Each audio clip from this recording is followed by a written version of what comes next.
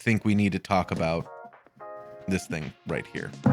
I have a tragic story to tell all of you, which was when I first heard about this, I didn't think it was real because a bad dragon costs a lot of money for this amount of silicone. Also, let me point this out real fast. I feel like people don't know this. Yeah. This is like, you can stick your hand in here.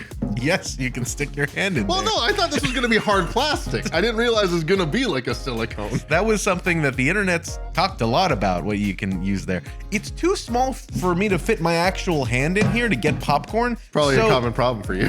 I think they understand what was going on, regardless. Having given you that preface, I really wanted one. This is the meme bucket. I really wanted to make sure I secured one. So we already had tickets to opening night. So I was like, well, it's the meme bucket. A bunch of people might rush it. I know what they do at Stanley Cups. I want to make sure I get mine. So it was around 12:30 opening day. And I was like, hey, I got some time. I was finishing running errands. I'll pop over to the movie theater, grab one, and then leave. And so I bought a ticket to their first showing and then showed up.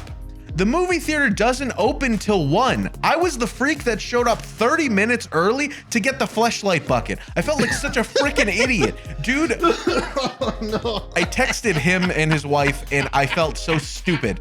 And so I finally get there. I get in line and I'm just there with a bunch of old people there for the matinee. And I feel super weird.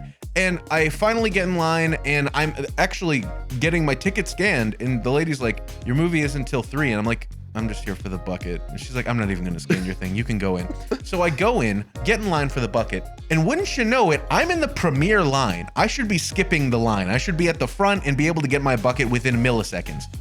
A dude in the regular line gets there before me. And I couldn't believe I wasn't the first person to get the popcorn bucket. But if I'm being You silver medaled at being a freak. That's the funniest part of the story to me. and if I'm being frank, my mental health needs that. Frank, I need to not be because that. that's the guy who wrote the books. Frank Herbert.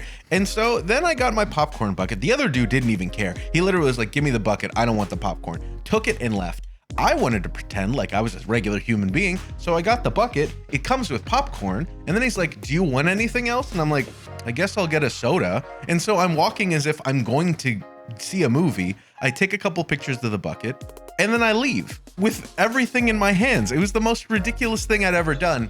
And the thing that I found really funny about that, to put a button on how weird of a situation it was, is that the lady didn't scan my ticket. So I got a refund for my ticket.